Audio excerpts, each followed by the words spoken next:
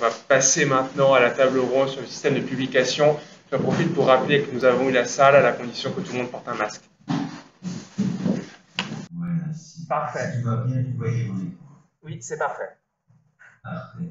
Donc, je rappelle Yoann Boric, je travaille pour l'instant comme directeur exécutif de la commission S. Je suis aussi président de la FAIR Open Access Alliance, qui essaye de soutenir les revues existantes d'abonnement dans leur transformation vers l'accès ouvert. Et je suis bien sûr aussi de la revue linguistique Glossage. Je pourrais tout cela sur la première diapo. Quand Pierre m'a demandé de parler de la revue Eliane, évidemment, j'ai accepté avec beaucoup plaisir. C'était une invitation que je ne pouvais pas résister, comme je lui ai dit, parce que bon, c'est quand même quelque chose à réfléchir pendant un certain temps, mais entre-temps, il y a de nouvelles initiatives qui se sont manifestées et qui à mon avis, méritent d'être soutenues. Évidemment, je vais certainement vous dire des choses que vous savez déjà, et que vous trouvez tout à fait normaux, donc bon, à ce moment-là, bon, j'espère que vous me pardonnerez.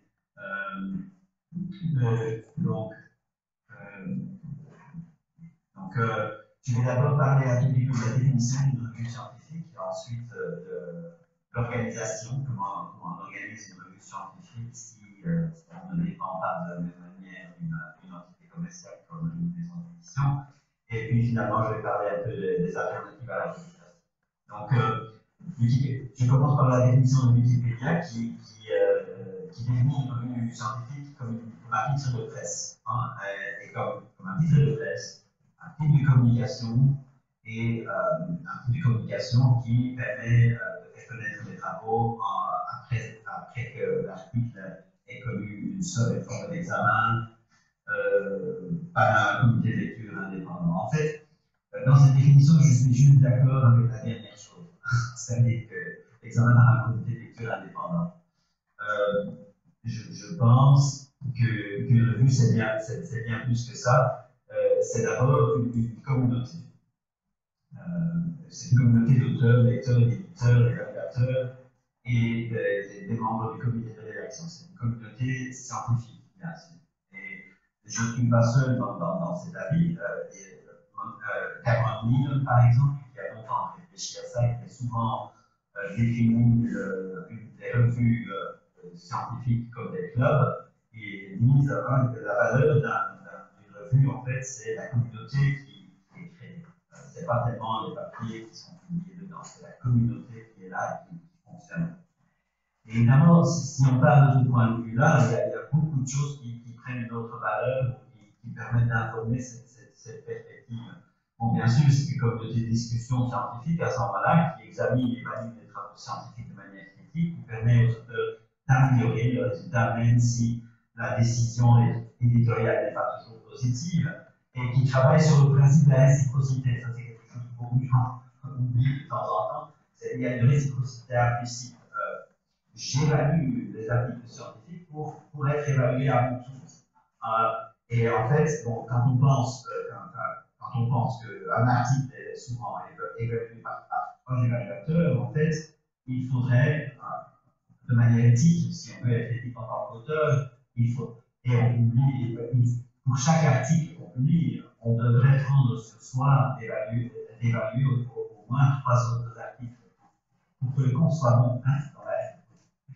C'est aussi quelque chose qu'on oublie de temps en temps. Hein, on prend et on donne. Ce qui est très important aussi dans une revue scientifique, c'est que les éditeurs aient la confiance de la communauté.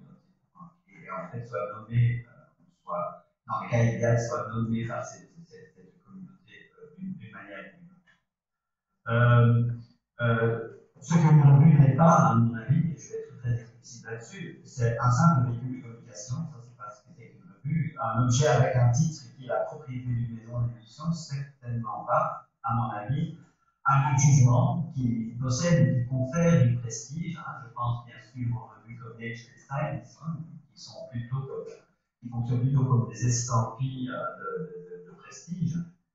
à mon avis, c'est pas ça la fonction d'une revue, ou une machine de sélection, hein, je parle de ces mêmes revues, qui est largement arbitraire et qui rejette 90% de la publication scientifique. Personne ne va me dire que 90% de la production scientifique ne peut pas être validée. Je pense que ce sont des revues un peu extraordinaires dans ce sens, qui, à mon avis d'ailleurs, ne devraient pas exister. On peut faire une sélection, mais une sélection qui dit que 90% des fonds investis dans la recherche ne vaut pas la peine. Ce n'est pas un bon système de sélection. Voilà. Alors, les fonctions d'une revue scientifique, de nouveau, c'est des fonctions traditionnelles, mais elles changent quand même quand on les perçoit par le côté de la communauté. C'est bien sûr valider la qualité des résultats par les membres de la communauté, enregistrer et dater ces résultats pour la communauté, parce que bon, hein, quand un résultat est obtenu, il faut qu'il soit daté, qu'on sait qui est la première personne à avoir quelque chose, c'est important. La fonction la plus importante pour moi, c'est assurer la visibilité, l'accessibilité et la préservation à long terme des résultats scientifiques pour la communauté. C'est souvent quelque chose qu'on oublie quand on fait une revue open access. Hein. Les gens pensent que je peux faire une revue open access sur WordPress tout seul dans mon coin. Évidemment, ça ne prend pas en compte la préservation à long terme. Et il y a eu récemment un article par un chercheur chinois, Laxo, qui a montré qu'il y a 760 revues qui ont d'accès ouvert qui ont disparu en 20 ans. Et évidemment, c'est souvent parce que les gens qui construisent cette revue ne pensent pas au long terme.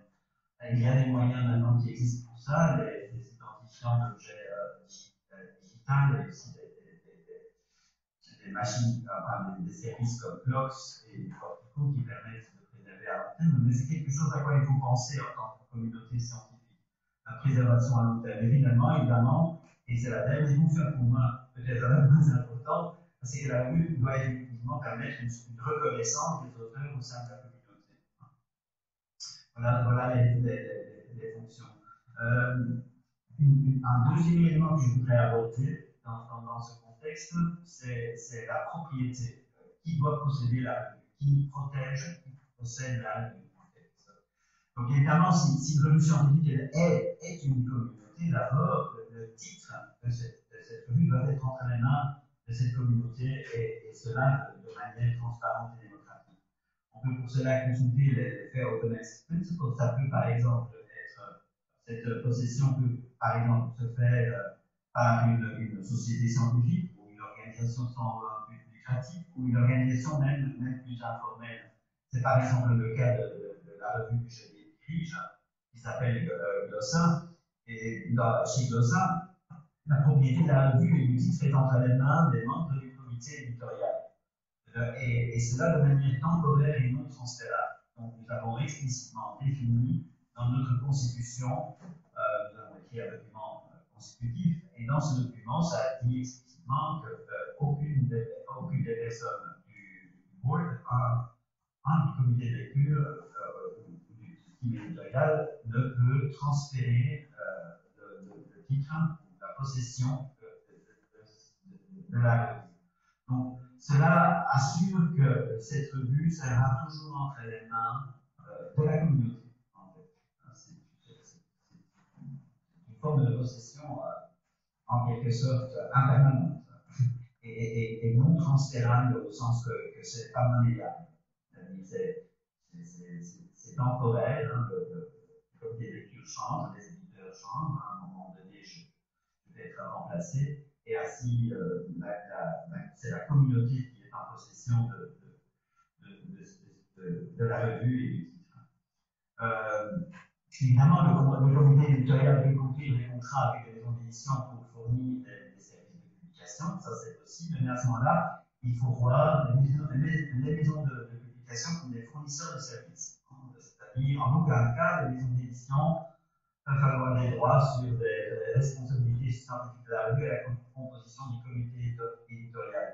Dans le temps, quand j'étais pendant 15 ans l'éditeur d'Inboire, la revue Elsevier, et il y avait au début, disons, au début des années 2000, ça allait très bien, on me laissait tranquille, mais au fur et à mesure que le temps avançait, les gens de Denis commençaient à avoir des exigences un peu curieuses sur la composition du comité éditorial. En disant par exemple que je devais absolument avoir un éditeur venant de la Chine, pas tellement parce qu'on fait de la linguistique extraordinaire en Chine, mais ce qui est d'ailleurs le cas, mais tout simplement parce qu'ils vendaient des abonnements en Chine.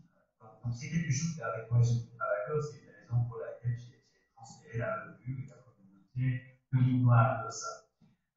Les contrats et les frais de publication, évidemment, doivent être transparents et ouverts au public. Ça doit être des contrats de durée déterminée et renouvelables.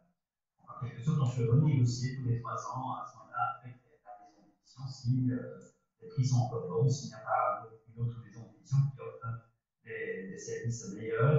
Et évidemment, ça c'est le cas chez nous, c'est comme ça. Par exemple, chez Equity Press, on peut nous donner tout le fond de la revue pour aller ailleurs, si on veut. L'accès de la revue, bien sûr, la revue sera accessible à tous. Hein, je veux vraiment dire à tous, c'est-à-dire tous les lecteurs, tous les auteurs et le grand public. Aucune barrière financière ne sera imposée à la lecture ou à la publication. Les lecteurs auront la possibilité de donner des commentaires sur les articles.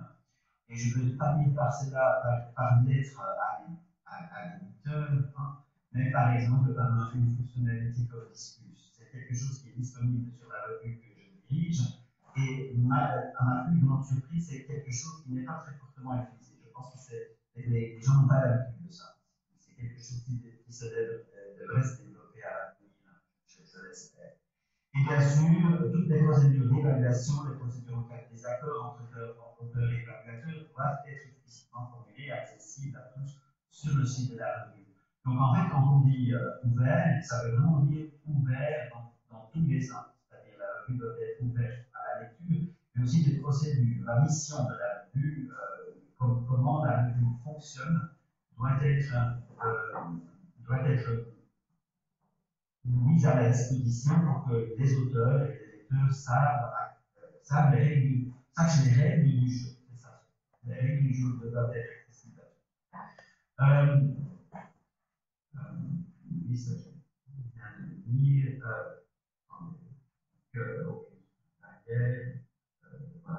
Voilà. Il y a aussi, bien sûr, quelques alternatives à la publication classique.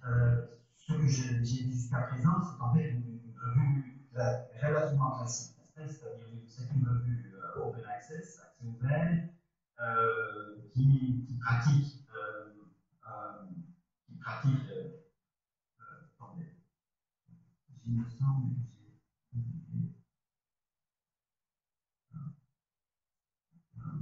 Je pense que j'ai oublié une diapo, mais ce n'est pas très grave. Passons effectivement aux alternatives à la publication classique. Ce que j'ai décrit jusqu'à présent, c'est une revue relativement classique avec un site où des articles apparaissent et avec une composition d'un comité éditorial assez classique. Et il y a aussi, depuis quelques temps, d'autres alternatives qui se développent et qui sont en quelque sorte moins chères que la revue classique. Une première alternative, c'est ce qu'on appelle le overlay journal. Je n'ai pas trouvé une bonne traduction française pour cela, mais le overlay journal fonctionne en quelque sorte comme une revue open access qui ne produit pas son propre contenu, mais qui va sélectionner des textes dans une machine ouverte. Et superimpose en quelque sorte, overlay, superimpose une évaluation par les pairs à ce répositoire, à cette archive ouverte, et qui va à ce moment-là très souvent être republié dans l'archive avec un identifiant d'objectifiant certifiant que c'est la publication finale. En fait, on n'a pas besoin de site propre, c'est possible d'avoir un site propre, mais ce n'est pas nécessaire. Donc, c'est simplement en quelque sorte un fonctionnement de communauté qui donne son estampille de qualité à un article spécifique. C'est organisé par la communauté, c'est pas cher, ça permet d'éviter les maisons d'édition commerciale et toute la problématique des auteurs, parce que les auteurs, bien sûr, vont publier dans l'archive ouverte en 36 bytes. ça correspond aux besoins de la communauté scientifique dans la mesure où le travail est évalué, le travail est accessible et c'est pas cher. En fait. C'est pas cher dans le sens que ça ne met pas ça ne met pas en jeu des sites extrêmement chers. C'est juste une interaction entre acteurs volontaires. Et c'est organisé par la communauté elle-même.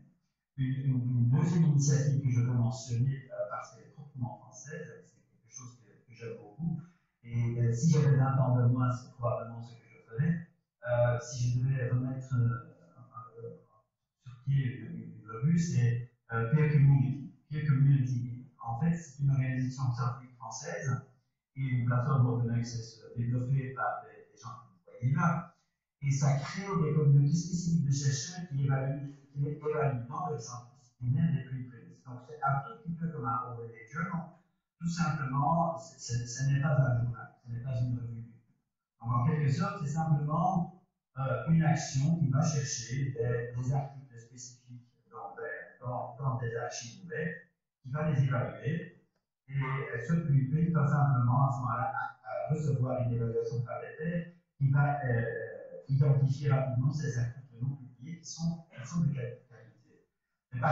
Ce qui est particulier avec ce système-ci de PRI, Community In, c'est qu'ensuite l'auteur peut faire de son article ce qu'il veut. Il peut aller vers une revue et publier son article dans la revue en disant voilà, j'ai reçu l'estampille de qualité de Community In, est-ce que vous voulez accepter mon article? Moi, si on venait vers moi avec un article de ce type et on montrait tout le dossier, c'est quelque chose que j'accepterais volontiers. Il y a un grand intérêt de la part des revues, évidemment, parce que ça facilite la tâche en quelque sorte, et c'est aussi reconnu par des instances d'évaluation en France. C'est pas important.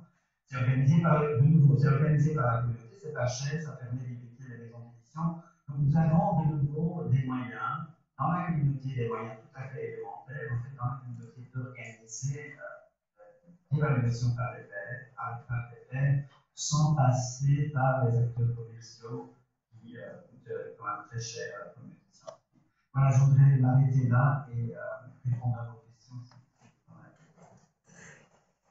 Merci beaucoup. Voilà, notamment d'avoir présenté trois modèles. Ça garantit qu'il va y avoir une discussion. Donc pour la discussion, il faut un micro. Salut Johan, c'est Benoît. Donc, on se connaît bien parce qu'on a participé à 2-3 trucs ensemble. Oui, moi je voulais intervenir sur un point qui est en fait un peu orthogonal à ce qui vient d'être dit. Bon, je partage énormément de choses que Johan vient de raconter. Mais il y a un truc qui m'a frappé, surtout ces derniers temps, sur justement le rôle du journal. Ce qui apparaissait très clairement dans ce qu'a présenté Johan, c'est que la revue scientifique, finalement, elle est destinée à la communauté. Si on parle de la communauté, vers la communauté. Mais en fait, elle joue de fait une autre fonction qui est de parler à l'extérieur de la communauté. Beaucoup de journalistes vont écrire sur telle étude, alors différentes choses, mais là, sur la pandémie, évidemment, on a énormément parlé dans les journaux de telle ou telle étude scientifique. Et il me semble que ces deux fonctions qui sont difficiles à rendre compatibles.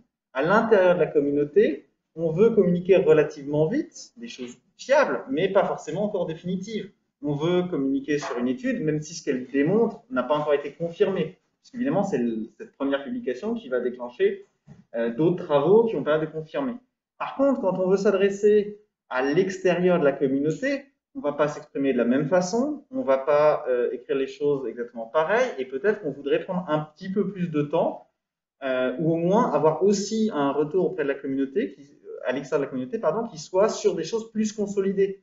Autant les membres de la communauté sont en mesure de faire une bibliographie continue, et donc d'avoir en tête un petit peu la version consolidée de l'état des savoirs, autant c'est pas quelque chose qu'on peut supposer acquis à l'extérieur de la communauté. Donc il me semble que c'est compliqué d'avoir des revues qui vont faire ces deux rôles-là.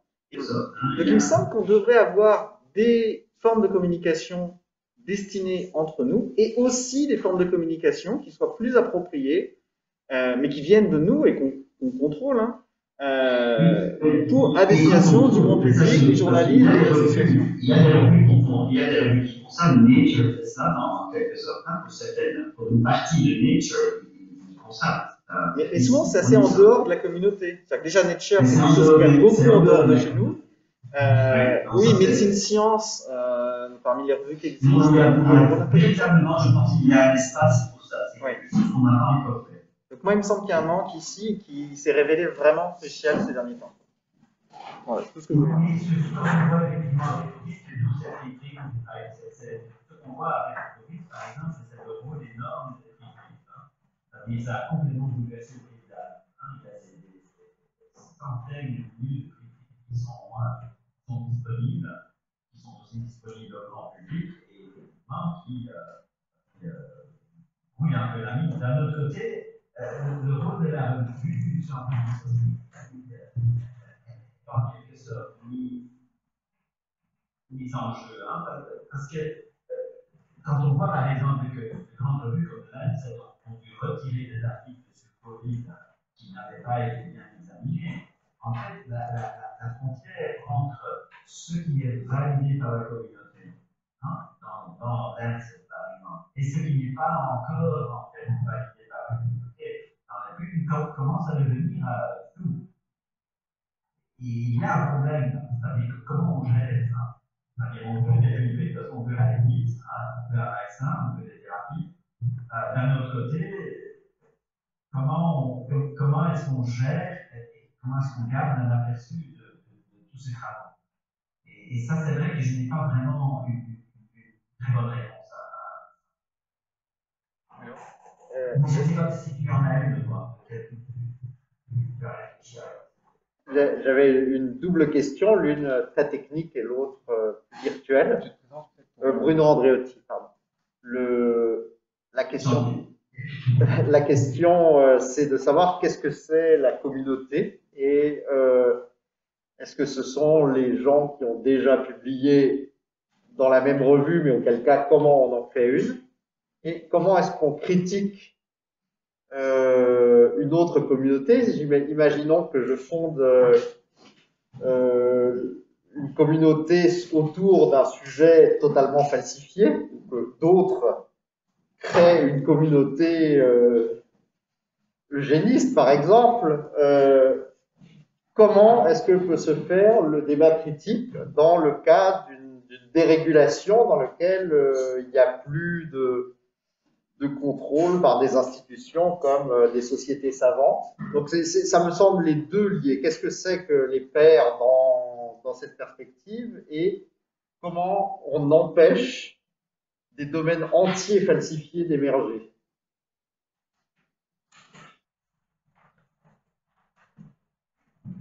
Oui, la deuxième question, je pense que c'est vraiment quelque chose, ça doit rester dans des scientifiques. Il faut que les gens dénoncent ce genre de pratique. Ça se fait. C'est-à-dire quand on regarde des articles qui sont retirés d'une Lancet, par exemple, on voit qu'il y a des articles qui utilisent des données falsifiées. En fait, c'est repéré par la communauté et